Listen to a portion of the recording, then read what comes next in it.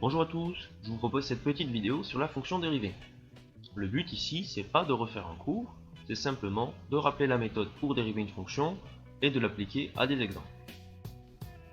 On le rappelle tout de même la définition de la fonction dérivée à partir du nombre dérivé. Le nombre dérivé, je vous rappelle, il est défini comme ceci. On se rend vite compte que cette définition, elle n'est pas très pratique et on aimerait des fonctions un peu plus simples pour dériver des fonctions usuelles comme la fonction affine, fonction carrée, fonction cube, etc. Il se trouve que de telles formules existent. Par exemple, la dérivée d'une fonction affine s'écrit ax plus b, c'est tout simplement a. Donc dériver une fonction affine, ça revient à récupérer son coefficient directeur.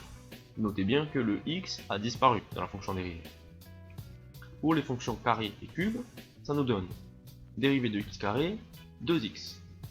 Et dérivée de x puissance 3, 3x au carré.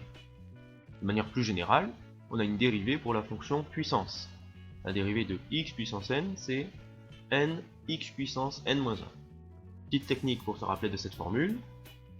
L'ancienne puissance passe devant et la nouvelle diminue de 1. Donc n passe devant et la nouvelle puissance c'est n-1.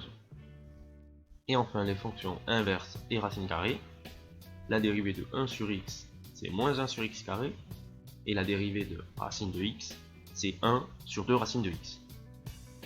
Donc avec ces formules, on a un petit répertoire de dérivées des fonctions visuelles, mais ça ne suffit pas.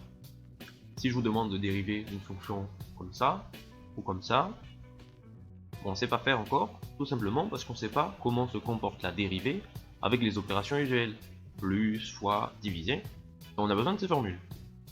Alors voyons, la dérivée de u plus v, c'est la dérivée de u plus la dérivée de v. Ok ? La dérivée de lambda fois u, où lambda est un nombre. C'est lambda fois la dérivée de u. Pour le produit, u fois v, où u et v sont des fonctions. C'est un peu plus compliqué, ça nous donne u' v plus uv'. Donc on dérive u et v à tour de rôle. Et pour le quotient, la dérivée de u sur v, c'est u'v moins uv' divisé par v carré. Voilà, une fois qu'on connaît ces formules, on est prêt pour dériver un bon nombre de fonctions. Illustrons ces formules par un exemple. Voici la fonction f définie comme suit. Donc c'est un polynôme de degré 3. Je vais utiliser la formule de dérivée d'une somme et de produit par lambda pour la décomposer. Donc la dérivée de f, ça va être la dérivée de 8x3 plus la dérivée de moins 3x carré plus la dérivée de moins 2x plus 6.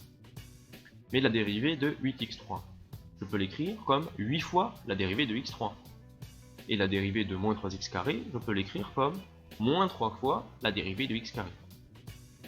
Et ça, c'est la dérivée d'une fonction affine. Donc ainsi, je me suis ramené à la dérivée de 3 fonctions usuelles, la fonction cube, la fonction carré et une fonction affine. Et ces dérivées, je les connais grâce à mon formulaire. La dérivée de x3, c'est 3x carré, la dérivée de x carré, c'est 2x, et la dérivée d'une fonction affine, c'est son coefficient directeur, ici moins 2. J'ai plus qu'à simplifier, 3 x 8, 24, moins 3 x 2, 6, et voilà, j'ai dérivé mon polynôme de degré 3.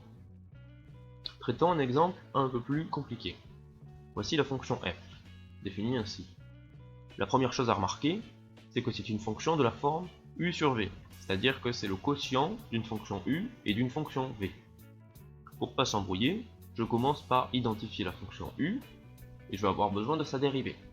Je calcule sa dérivée, u', ça me donne 6x moins 5. v, 8x moins 1, sa dérivée c'est son coefficient directeur, 8. La dérivée de f, c'est donc la dérivée de u sur v. D'après la formule, ça me donne u'v moins uv' sur v carré. A partir de là, je n'ai plus qu'à remplacer chaque terme par ce qu'il vaut. Donc u' c'est 6x moins 5, v c'est 8x moins 1, moins u fois v', c'est-à-dire 8, divisé par v au carré. Et à présent, je n'ai plus qu'à développer et à simplifier, et j'ai obtenu la dérivée prime.